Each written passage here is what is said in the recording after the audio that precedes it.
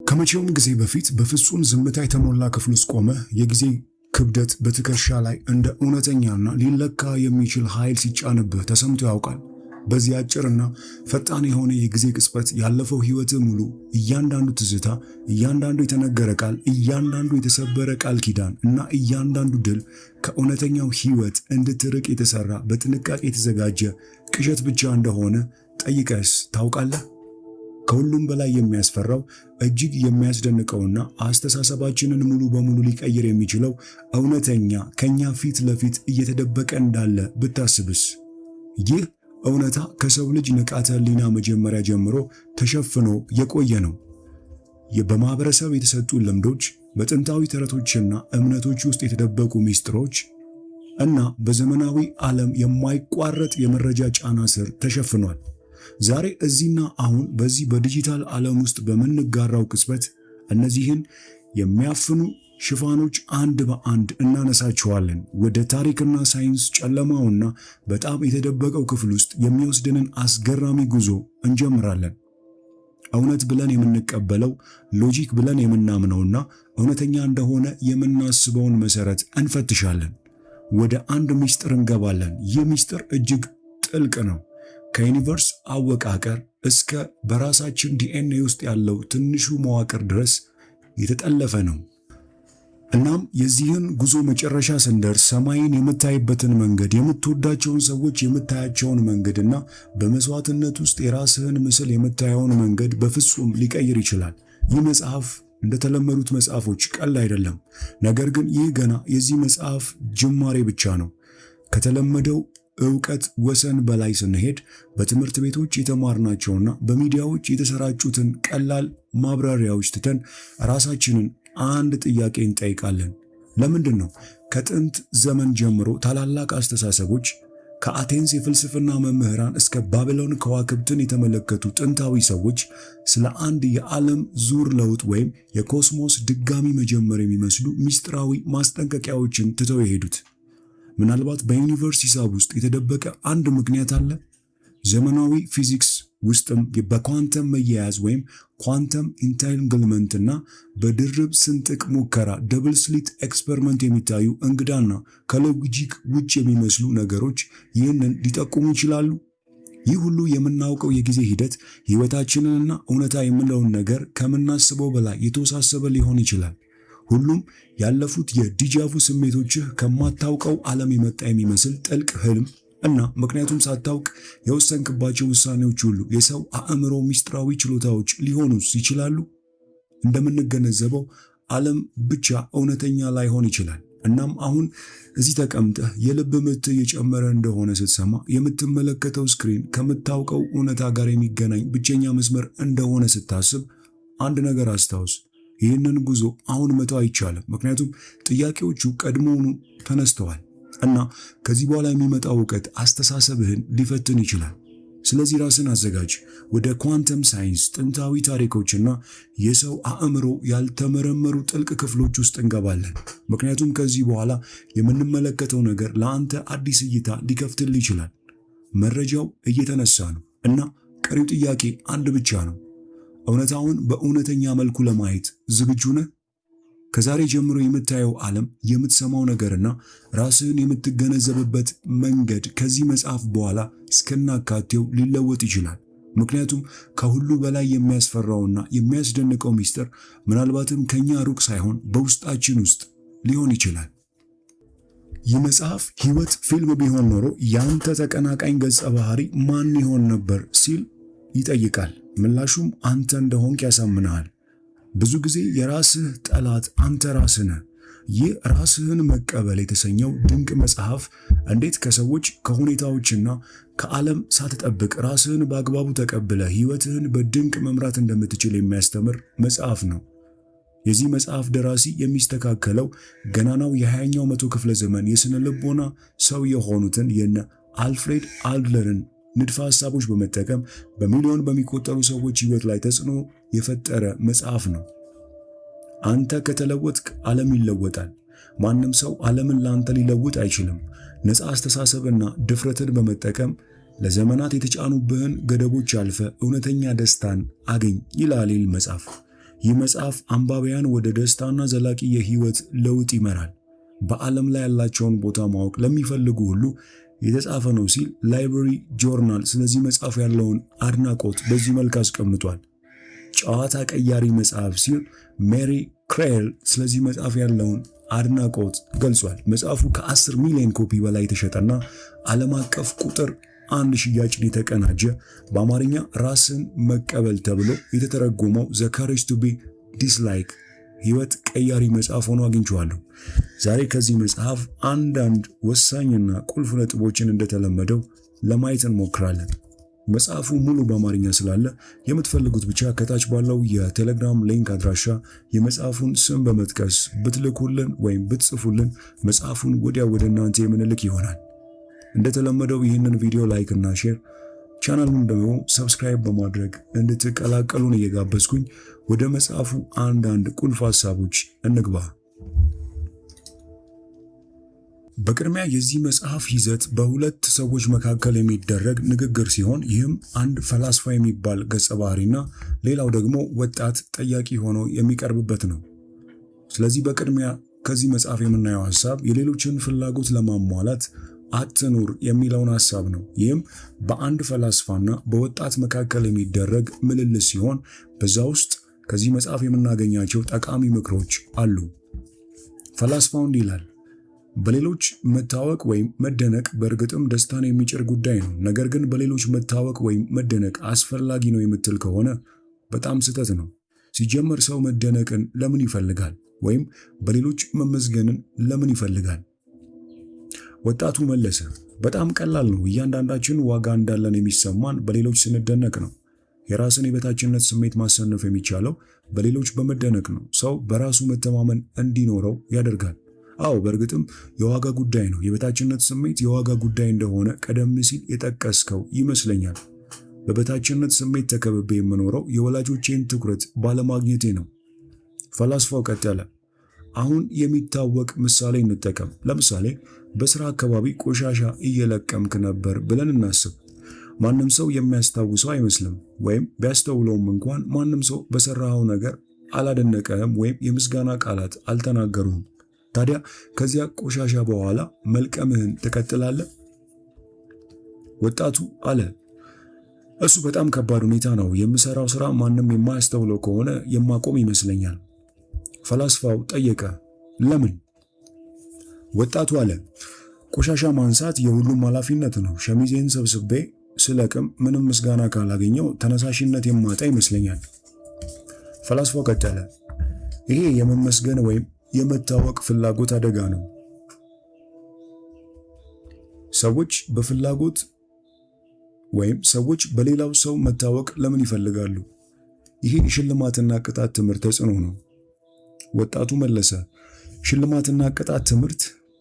አዎ፣ አንድ ሰው ትክክለኛ ድርጊት ካሳየ ወይም ከወሰደ ሽልማት፣ አድናቆት ይቀበላል። ተገቢ ባህሪ ወይም ተግባር ካላሳየ ግን ይቀጣል። ፈላስፋው አድለር እንደሚለው የቅጣትና ሽልማት ትምህርትን በጣም ይተቸዋል። ማንም የማያመሰግነኝ ከሆነ ተገቢውን ወይም አስፈላጊውን ተግባር አላከናውነውም እና ማንም ካልቀጣኝ ተገቢ ባልሆነ ባህሪ ውስጥ እሳተፋለሁ በሚል የተሳሳተ የህይወት ዘይቤ ውስጥ እንዲገቡ ያደርጋቸዋል ሲል ይወቅሳል። ቆሻሻ ስታነሳ የመመስገን ዓላማ ቀድመ ሰንቀሃል። ሌሎች ሰዎች ካላመሰገኑ ክብር አይሰማህም ወይም በድጋሚ ይህንን ላለማድረግ ትወስናለህ። እዚህ ላይ የሆነ ችግር አለ። ወጣቱ መለሰ፣ አይደለም፣ ይህንን ጉዳይ እንደማታጥለው ተስፋ አለኝ። ስለ ትምህርት እየተከራከርኩኝ አይደለም። በምትወደው ሰው መመስገን፣ መታወቅ፣ በቅርብ ሰዎች ተቀባይነት ማግኘት ጤናማ ፍላጎት ነው። ፈላስፋው ቀጠለ፣ በጣም ተሳስተሃል። ተመልከት፣ የሌሎችን ሰዎች ፍላጎት ለማሟላት አይደለም እየኖርን ያለ ነው። ምን ማለት ነው? ወጣቱ ጠየቀ። እኔም ሆንኩኝ አንተ የሌሎችን ሰዎች ፍላጎት ለማሟላት አይደለም የምንኖረው። የሌሎችን ሰዎች ፍላጎት ማሟላት አስፈላጊ አይደለም። ወጣቱ፣ ይሄ መከራከሪያ ነው። ሰው ስለ ራሱ ብቻ እያሰበ እና በራሱ ትክክል ነኝ እያለ ይኑር ነው የምትለው? ፈላስፋው አለ፣ በአይሁድ የራስህን ህይወት የማትኖር ከሆነ ታዲያ ማን ይኖርልሃል የሚል አስተምሮ አለ። የራስህን ህይወት ብቻ ነው የምትኖረው። ለማን ነው የምትኖረው ወደሚለው ስትመጣ በእርግጥም ለራስህ ነው። ታዲያ የራስህን ሕይወት የማትኖር ከሆነ በአንተ ፋንታ ሆኖ ማን ሊኖርልህ ነው? በስተመጨረሻም እኔ ስለሚለው እያሰብን እንኖራለን። በዚህ መልኩ የምናስብበት ምክንያት ምንም የለም። ወጣቱ አለ፣ ስለዚህ በክብደት ተመርዘሃል። ይህ ክደት ነው። በስተመጨረሻም እኔ እያለን በማሰብ እንኖራለን ብለሃል እና እሱ ትክክል ነው? ምን አይነት አስተሳሰብ ነው? ፈላስፋው ቀጠለ፣ ይህ በፍጹም ክህደት አይደለም፣ ይልቁንም ተቃራኒው ነው። አንድ ሰው ከሌሎች መደነቅን ሲፈልግ በሌሎች ዘንድ እንዴት እንደሚታይ ብቻ ትኩረት ሲያደርግ በስተመጨረሻ የሌሎችን ሕይወት እየኖረ ነው ማለት ነው። ይህ ደግሞ ምን ማለት ነው? ወጣቱ ጠየቀ። በሌሎች ሰዎች ዘንድ መመስገን ወይም መታወቅ መፈለግ የዚህ አይነት ሰው ብለው ሌሎች በሚፈልጉት ሕይወት ውስጥ መግባትን ያካትታል። በሌላ አገላለጽ ማንነትህን አሽቀንጥረ በመጣል የሌሎችን ሕይወት መኖር ትጀምራለህ። የሌሎችን ሰዎች ፍላጎት ለማሟላት የማትኖር ከሆነ ሌሎች ሰዎች ያንተን ፍላጎት ለማሟላት እንደማይኖሩ እባክህን አስታውስ። ሰው አንተ እንደፈለግከው ላይሆን ይችላል፣ ሊያናድድ ግን አይገባም። ይህ ተፈጥሯዊ ነው። አይ እንደዚህ አይደለም አለ ወጣቱ። ይሄ ማህበረሰባችን ከስሩ የሚነቅል መከራከሪያ ነው። ተመልከት፣ የመታወቅ ፍላጎት አለን፣ ግን ከሌሎች እውቅናና ምስጋና ለማግኘት በመጀመሪያ ሌሎች ሰዎችን መቀበል ማመስገን አለብን። ሰው ሌሎች ሰዎችንና ስርዓትን ቦታ የሚሰጡ በሌሎች ሰዎች ስለታወቀ ነው። ማህበረሰባችን የተገነባው በዚህ የእርስ በርስ የመደናነቅ ግንኙነት ውስጥ ነው። ያንተ መከራከሪያ በጣም አደገኛና ሰዎችን ወደ መገለል ግጭት ውስጥ ሊከት የሚችል ነው። አለመተማመንንና ጥርጣሬን ለማንሳት ክፉ ማታለያ ነው። ፈላስፋው አለ፣ በጣም የሚማርክ ቃላት ነው ያለ። መጮህ አይጠበቅብህም። አብረን እናስብበት። አንድ ሰው ካልታወቀ ስቃይ ይገጥመዋል። አንድ ሰው ከሌሎችና ከወላጆቹ ይሁንታን ወይም መደነቅን ማግኘት ካልቻለ በራስ መተማመን አይኖረውም። የዚህ አይነት ህይወት ጤናማ ሊሆን ይችላል? ፈጣሪ ስለሚመለከትህ መልካም ስራ የሚለውን ማንም ሊያስብ አይችልም ማለት ነው። ፈጣሪ የሚባል ነገር የለም፣ ስለዚህ ሁሉም መጥፎ ነገሮች የተፈቀዱ ናቸው የሚለው የከሃዲ እይታ የአንድ ሳንቲም ሁለት ገጽታዎች ናቸው። ፈጣሪ የለም ብሎ በማሰብ ብቻ እንኳን እና ከፈጣሪ አድናቆት ማግኘት አልቻልኩም በማለት የዚህ አይነት ህይወት መኖራችን የማይቀር ነው። በእርግጥ ከሌሎች ሰዎች ይሁንታን መጠበቅ ማቆም የሚያስፈልገው እምነት የለሽ ሰዎችን ፈጣሪ አልባ ዓለም ለመፍታት ነው። ወጣቱ አለ፣ ስለ ፈጣሪ ግድ አይሰጠኝም። በየዕለቱ ስላለው ተጨባጭ ሰው በግልጽ አስብ። በማህበረሰቡ የመታወቅ ፍላጎት ለምሳሌ፣ ለምንድን ነው አንድ ሰው ወደ ላይ ከፍ ማለት የሚፈልገው? ሰው ማህበራዊ ቦታና እውቅና የሚፈልገው ለምንድን ነው? በማህበረሰቡ ጠቃሚ ነው ተብሎ የመታየት ምኞት ነው፣ የመታወቅ ፍላጎት ነው። ፈላስፋው ቀጠለ፣ ታዲያ ይህንን እውቅና ስታገኝ በእውነትም ደስተኛ ትሆናለህ ማለት ነው? ማህበራዊ ደረጃውን የመሰረቱ ሰዎች የእውነት ደስተኛ ናቸው? ወጣቱ አለ፣ አይ ግን እሱ ፈላስፋው አቋረጠው። በሌሎች ለመታወቅ ጥረት ስናደርግ ሁሉም ሰው ይህን ፍላጎት ለማሟላት ሲል ለመንቀሳቀስ ጥረት ያደርጋል። እናም ይህ የሚሆነው አንድ ሰው ከተመሰገነ መልካም ሥራ ይሰራል ብሎ በሚያስተምረው የሽልማትና ቅጣት ትምህርት ውስጥ ነው። ለምሳሌ ዋናው ትኩረት የሌሎችን ሰዎች ፍላጎት ማሟላት ነው እንበል። ታዲያ ያ ስራ በጣም ከባድ ነው የሚሆንብህ፣ ምክንያቱም ሁልጊዜ ሌሎችን ሰዎች እንዴት እንደሚመለከቱ ያስጨንቅሃል። እናም ትችታቸውን ትፈራዋለህ። በመሆኑም እኔነትህን ትደብቀዋለህ። ለአንተ ድንገተኛ ሊሆን ይችላል፣ ግን ማናችንም እኔ ጋር ለምክክር የመጡ ደንበኞቼ ራስ ወዳድ አይደሉም። ይልቅ የወላጅ የመምህራን ፍላጎት ለማሟላት ሲጥሩ የሚሰቃዩ ናቸው። ስለዚህ ራሳቸውን ባማከለ መልኩ አይንቀሳቀሱም። ስለዚህ ራስ ወዳድ መሆን አለብኝ? ወጣቱ ፈላስፋውን ጠየቀ። ለሰዎች ክብር ስጥ። ይህን ለመረዳት በአድለር ስለንቦና ውስጥ ኃላፊነትን መለየት የሚለውን ሐሳብ መረዳት ያስፈልጋል። ወጣቱ አለ፣ ኃላፊነትን መለየት? ይሄ አዲስ ቃል ነው። ምን ማለት እንደሆነ ልስማው። የወጣቱ ብስጭት ጣራ ነክቷል። ከሌሎች ምስጋና አትጠብቅ። የሌሎችን ፍላጎት አታሟላ። ራስ ላይ አተኩረህ ኑር። ይሄ ፈላስፋው ምንድነው እያለ ያለው? ሰዎች እርስ በርስ እንዲተሳሰሩና ማህበረሰብ እንዲመሰርቱ የሚያነሳሳቸው ታላቁ ነገር የመታወቅ ፍላጎት አይደለም እንዴ? ወጣቱ ተደነቀ። ይህ ኃላፊነትን መለየት፣ መነጠል የሚለው ቃል ባይጥመኝም ይህን ሰው ወይም አድለርን በቀሪ ዘመኔ መቀበል አይኖርብኝም። በመቀጠል የምናየው ኃላፊነትን መለየት ፈላስፋው ሲል ምን ማለቱ ነው? እስኪ በደንብ ገባ ብለን ሐሳቡን ለመጨበጥ እንሞክር። ለማጥናት የሚቸገር ሕፃን ልጅ አለ ብለን አስብ። በክፍል ውስጥ ትኩረት ማድረግ አይችልም፣ የቤት ሥራውን አይሰራም እና መጽሐፍቱን ትምህርት ቤት ውስጥ ጥሎ ይሄዳል። አባቱ ብትሆን ምን ታደርጋለህ? ወጣቱ መለሰ፣ ራሱን በትኩረት ማንቀሳቀስ እንዲችል የሚችለውን ሁሉ አድርጋለሁ። አስተኝን ቀጥሬ እንዲያጠና አድርጋለሁ። ጆሮውን መቆንጠጥ ቢያስፈልገኝ ወይም መግረፍ ቢያስፈልገኝ ይገርፈዋለሁ። ይሄ የወላጅ ኃላፊነት ነው ላለሁ እና እኔም ራሴን በዚህ መልኩ ነው ያደግኩት። የቤት ስራዬን ካልጨረስኩ ራት እንድበላ አይፈቀድልኝም ነበር። ፈላስፋው አለ፣ ተጨማሪ ጥያቄ ልጠይቅህ። በዚህ መልኩ እንድታጠና መደረግህ ጥናትህን አስደሳች አድርጎታል? እንዳለመታደል አልሆነልኝም፣ አስደሳችም አልነበረም። ጥናቴ ላይ የበረታሁት ለፈተና ስል ብቻ ነበር። ፈላስፋው ቀጠለ፣ ገባኝ። ጥሩ፣ ይህንን ከፈላስፋው ከአድለር ስነ ልቦና መሰረታዊ መነሻ አንጻር እንቃኘው። ለምሳሌ አንድ ሰው ስለ ማጥናት ሲያስብ ይህ ኃላፊነት የማን ነው ከሚለው አንጻር ነው በአድለር ስነ ልቦና የሚታየው። ወጣቱ ጠየቀ፣ የማን ኃላፊነት ነው? ፈላስፋው አለ፣ ልጁ አጠናም አላጠናም ከጓደኞቹ ጋር ለመጫወት ወጣም አልወጣ በመሰረቱ ይሄ የወላጆቹ ሳይሆን የልጁ ኃላፊነት ነው። ልጁ ሊያደርገው የሚገባው ነገር ነው ማለት ነው። ፈላስፋው ቀጠለ፣ በቀላሉ ሲቀመጥ አዎ፣ በልጁ ፋንታ ወላጆቹ ቢያጠኑ ምንም ፋይዳ የለውም። ይኖረዋል እንዴ? ወጣቱ አለ፣ በፍጹም። ማጥናት የልጁ ኃላፊነት ነው። ወላጆች እንዲያጠና የሚያደርጉት ትዕዛዝ በልጁ ኃላፊነት ላይ ጣልቃ እንደመግባት ነው። በዚህ መንገድ አለመግባባቶችን ማስወገድ አይቻልም። የማን ኃላፊነት ነው በሚለው መነጽር ማሰብ ይኖርብናል። የራሳችንን ኃላፊነት ከሌላ ሰው ኃላፊነት መነጠል ይኖርብናል። አንድ ሰው እንዴት ሊነጥላቸው ይችላል? ሰው በሌሎች ኃላፊነት መግባት የለበትም። በጥቅሉ ሁሉም የእርስ በእርስ ግንኙነቶች ችግሮች የሚፈጥሩት በሌላ ሰው ኃላፊነት ላይ ጣልቃ በመግባት ወይም የራስ ኃላፊነት ላይ ሌሎች ጣልቃ ሲገቡ ነው። የራስን የእርስ በእርስ ግንኙነት ለማስተካከል ኃላፊነቶችን የመለየት ሥራ መስራት በቂ ነው። በመጀመሪያ የማን ኃላፊነት እንደሆነ በምን ልታውቅ ትችላለህ? ወላጆች ልጆቻቸው እንዲያጠኑ ማድረግ ግዴታቸው ነው። ምክንያቱም ማንም ልጅ ለመዝናናት ብሎ ሊያጠና አይችልም። ፈላስፋው ስለዚህ ጥያቄ ሲመልስ የማን ኃላፊነት እንደሆነ ለመናገር ቀላል መንገድ አለ። የሥራውን ፍሬ የሚበላው ማን ነው ብለህ አስብ። ልጁ አለማጥናትን ሲመርጥ በስተመጨረሻ የውሳኔው ውጤት በክፍል ውስጥ ጥሩ አለመሆን ወይም የፈለገውን ትምህርት ቤት አለመሄድ በወላጆቹ ላይ የሚያመጣ አይደለም። በግልጽ ሊቀበለው የሚገባው ልጁ ነው። አይ ተሳስተሃል። የተሻለ የህይወት ልምድ ያለውና ጠባቂ የሆነው ወላጅ እንደዚህ አይነት ሁኔታዎች እንዳይፈጠሩ የማድረግ ኃላፊነት አለበት። ይህ ለልጁ ሲባል የሚደረግ እንጂ ጣልቃ የመግባት ጉዳይ አይደለም። ማጥናት የልጁ ኃላፊነት ቢሆንም ልጁ እንዲያጠና ማመቻቸት ግን የወላጅ ኃላፊነት ነው።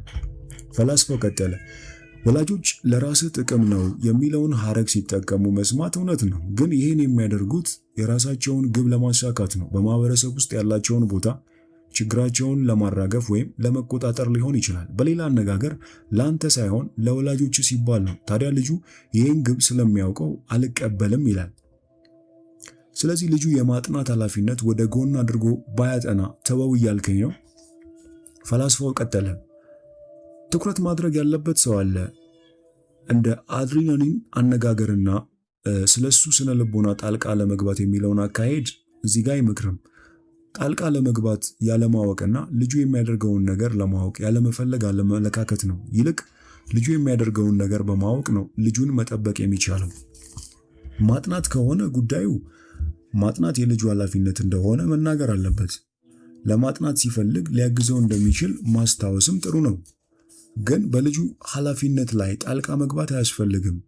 ጥያቄ ካልተነሳ ምንም ጣልቃ መግባት አያስፈልግም። ይህ ጉዳይ ከወላጅ ወደ ልጅ ዝምድናን ያሻክራል። አዎ በትክክል በአድላኒን ምክክር ደንበኛ ተለወጠ ወይም አልተለወጠ የሚለው የአማካሪው ስራ አይደለም።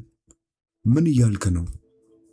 ከምክክር በኋላ ደንበኛው የህይወት ዘይቤውን ለመለወጥ ወይም ላለመለወጥ ምንም አይነት ማስተካከያ ወሰደ፣ ይሄ የደንበኛው ኃላፊነት ስለሆነ አማካሪው ጣልቃ መግባት አይችልም። በፍጹም ይህን ኃላፊነት የጎደለው አመለካከት አልቀበለውም አለ ወጣቱ።